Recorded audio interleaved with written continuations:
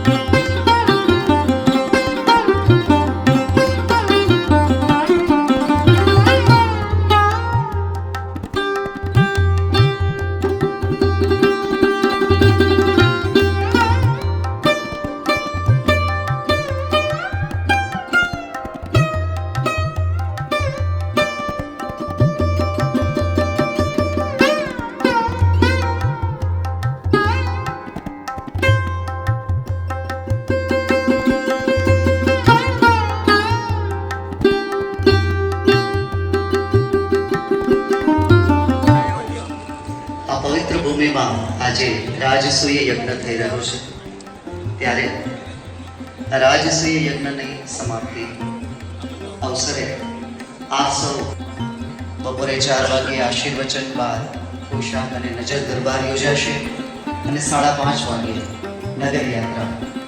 જ્યારે રાજા પ્રથમ વખત રાજગાદી સંભાળે એક નગરચર્યાનું આયોજન સાંજે ભૂતોના ભવિષ્યથી ઘણા વર્ષ પહેલા આવો રાજતિલક સમારોહ યોજાયો હતો અને આજે ફરી એકવાર આજે કામકડીમાં સુંદર મજાનો રાજતિલક મહોત્સવ યોજાઈ રહ્યો છે.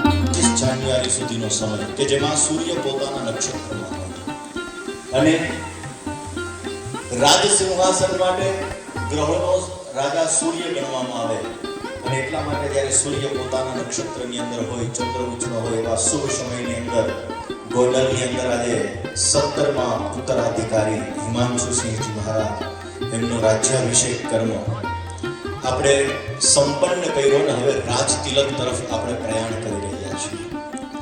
શાસ્ત્રોમાં અલગ અલગ પ્રકારના તિલકોનું મહત્વ બતાવવામાં આવ્યું છે. એમાં રાજ તિલક વિશેષ છે. જે રાજા પોતે રાજગાદી ઉપર આરૂઢ થાય ત્યારે એને રાજ્ય તિલક કરવામાં આવે. પ્રથમ રાજના જે ગોર હોય, કુળગોર હોય, એમના દ્વારા જ્યારે આ તિલક થતું હોય ત્યારબાદ અલગ અલગ વ્યક્તિઓ કે જેની અંદર ખાસ કરીને કુલ ગુરુ હોય એ પણ તિલક કરતા હોય, રાજમાતા તિલક કરતા હોય, આ બધા તિલક કરતા હોય તો આજે સુંદર મજાનો અવસર છે. આપણે બધા એ અવસરના સાક્ષી બનવા માટે અહીંયા વિરાજમાન થયા છીએ. સોનામાં સુગંધ ભળી સૂર્યવંશ એટલે ભગવાન રામચંદ્ર ભગવાન એની અયોધ્યાની અંદર આજના દિવસે જ રામ પ્રતિષ્ઠા થઈ, રામચંદ્ર ભગવાનની પ્રતિષ્ઠા કરવામાં આવી અને આજના જ દિવસે ચંદ્રવંશ એટલે એમના 17મા વંશજ હિમાંશુસિંહજી મહારાજ એમને અહીંયા રાજગાદી ઉપર તિલક કરીને આરૂઢ કરવામાં આવ્યા છે. આટલો સુંદર અવસર આપણે તાળીઓના નાદથી એમને વધાવી દઈએ. હમણાં ટૂંક સમયની અંદર ધન ઘડી ધન ભાગ જે સમયની આપણે બધા રાહ જોઈ રહ્યા છીએ એ સમય ટૂંક સમયની અંદર આવી રહ્યો છે. ભાવિ મહારાજા સાહેબ પોતે પધારશે, તિલક થશે અને આજનો દિવસ ગોંડલની અંદર સુવર્ણ અક્ષરે લખવામાં આવશે કે રાજગાદી ઉપર આરૂઢ થઈ પ્રજાનું કલ્યાણ, પ્રજાની અંદર સુખ, શાંતિ અને સમૃદ્ધિ પ્રાપ્ત થાય, દરેક લોકોનું કલ્યાણ થાય. કારણ કે રાજાના લક્ષણ છે. જ્યારે દશરથ રાજા હતા એના પુત્રોની અંદર એને રાજતિલક કરવાનું હતું. દશરથ રાજાએ પોતાના પંડિતોને એવું કીધું, વશિષ્ઠ ઇત્યાદિ ઋષિમુનિઓને એવું કીધું કે ભાઈ મારે મારી રાજગાદી છે એ રામ ભગવાનને રામને અર્પણ કરવી છે. ત્યારે બધા તમે કહો તો અમે અર્પણ કરીએ, નહીતર તમે કહો એને અમે ધૈર્ય, સંયમ અને જેના જીવનની અંદર લોકહિતાર્થ થાય, લોકહિતાર્થની ભાવના હોય એવા રાજગાદી પર આરૂઢ થઈ શકે. ત્યારે અનુસાર કરવું છે. મારી સ્ટેટની પ્રજા સુખી થાય ને એના માટે મારે કરવું છે.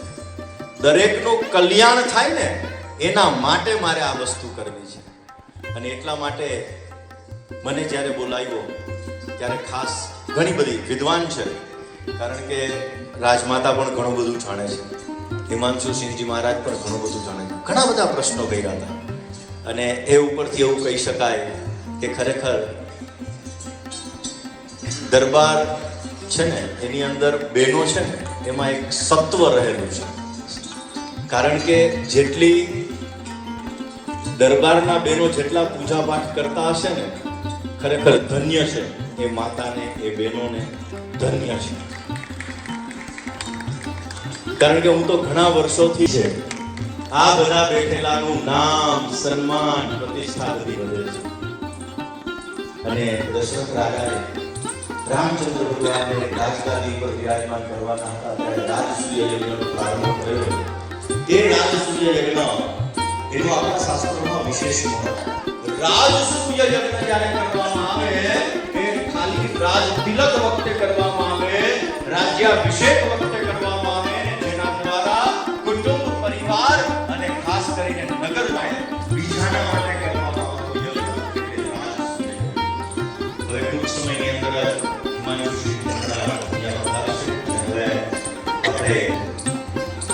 અને શાસ્ત્રોમાં પણ મુહૂર્તનું વિશેષ મહત્વ છે.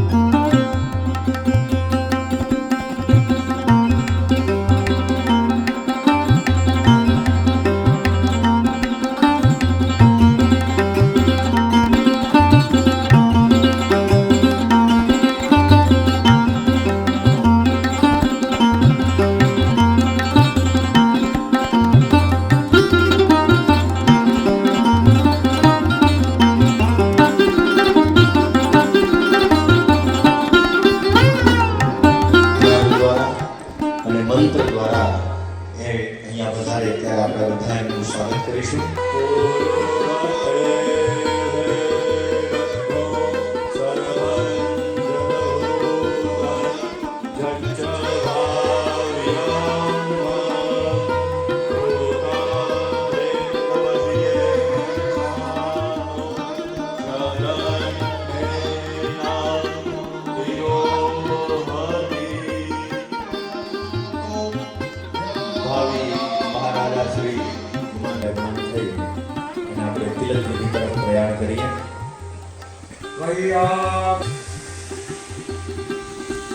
શાસ્ત્રોની અંદર રાજ તિલક, તિલકના અલગ અલગ મહત્વની શરૂઆતમાં વાત કરીએ. રાજ તિલક તરફ આપણે પ્રયાણ કરીએ છીએ ત્યારે કુલગુરુ ઉદયપુરીજી મહારાજ પધારશે.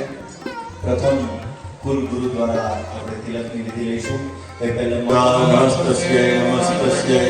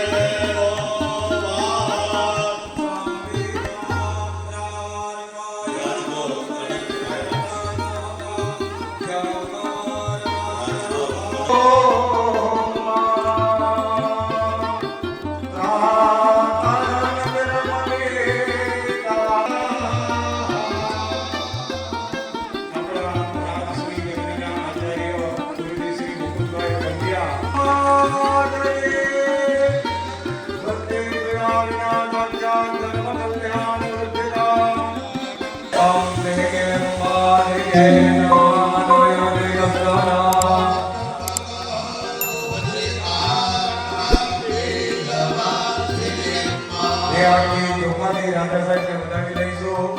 મંત્રાર્થા સફલા સંતો. હવે આપણે ઈશાવા અગ્નિ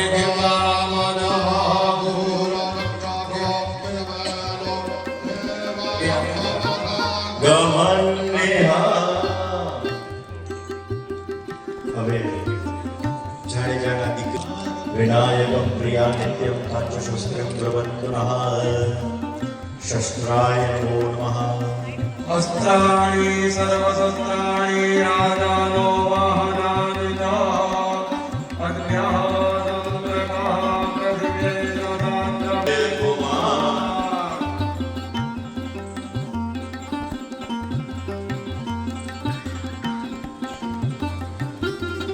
અને રૂપેથી વરસાદ, માથે મોડિયું અને કાને કુંડળ, દરિયાની જામા, મોતિયાની માળા, હરવા શોભે રેશમી રૂમાલા, કપૂરના બાજુ અને કપૂરના કડા, કપૂરના શોભે હૈયે હાથ, અને અંગો અંગમાં સજ્યા શણગાર, દીકરાના ચોર, વનડાના મોર, ગોંડલના રાજમાતા, કુમારી બાના નંદન, પિતા જ્યોતિન્દ્રસિંહજી બાપુના લાડલા કુંવર, યદુવંશી, ભીખાણી વંશજ, કુળદીપક, બ્રાહ્મણ પ્રદીપક, નેક નામદાર ગોંડલના રાજા ધીરાજા મહારાજા શ્રી હિમાંશુજી બાપુને ઘણી ખમા, ઘણી ખમા, ઘણી ખમા.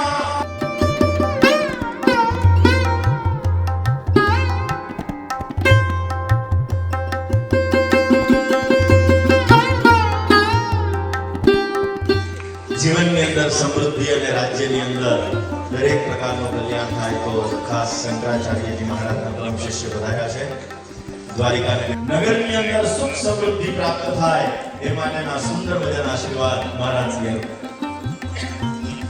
સ્વસ્તિ સ્તુરસ્તુ કુશલમસ્તુ ચિરાયુરસ્તુ ગૌવાનિરસ્તુ ધનધાન્ય સમૃદ્ધિરસ્તુ ऐश्वर्यमस्तु बलमस्तु रिपोक्षयोस्तु वंशेषधरि.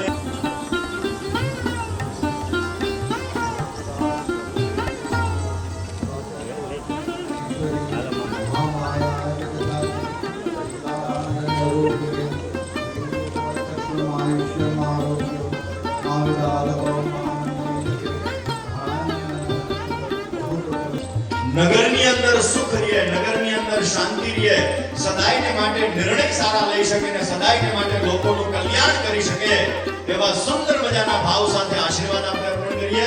અને ખાસ પધારી અને સાધુ સંતો દરેક વ્યક્તિઓ પોતે આશીર્વાદ અર્પણ કરશે. એટલે પેલા શ્રેણી મંદિરમાં દરેક સંતો આવી અને આશીર્વાદ અર્પણ કરે. ઓમ પાડિયાથી માંડાવળ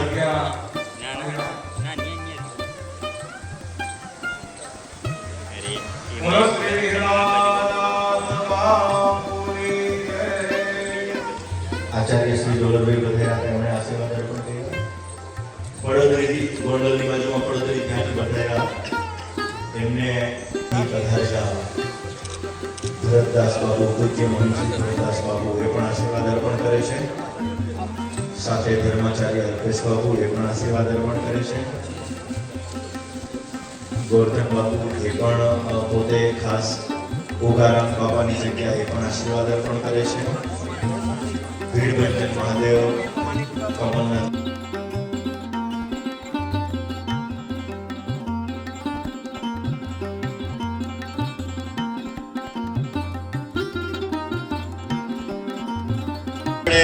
જોડાઈ શકીશું.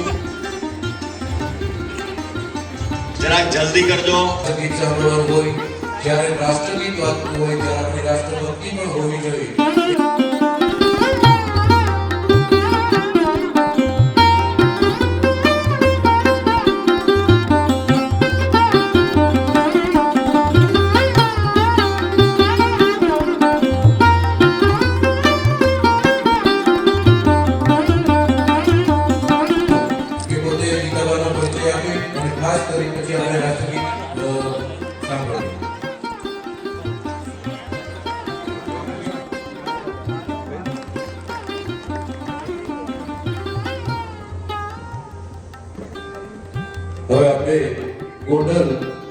ગોલ્ડન સેલ્યુટ હોય ત્યારે એનસીસીના યુવાનો એનસીસીના યુવાનો મહારાજા સાહેબની સામે પધારે અને સેલ્યુટ આપી અને સલામી આપી.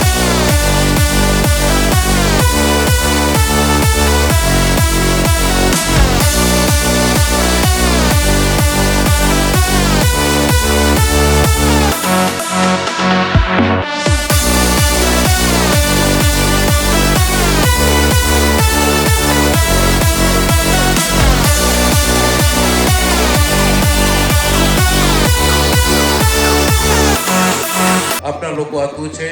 બાપુને ખાસ કરીને વિનંતી કરીએ કે પોતાના શબ્દોમાં જ લોકો સાથે વાત કરે. જય માતાજી, જય શ્રી રામ. આ મહત્વપૂર્ણ અને શુભ અવસર પર આપ સૌની હાજરી માટે હું આપની સમક્ષ ઉપકારની લાગણી સાથે ઊભો છું.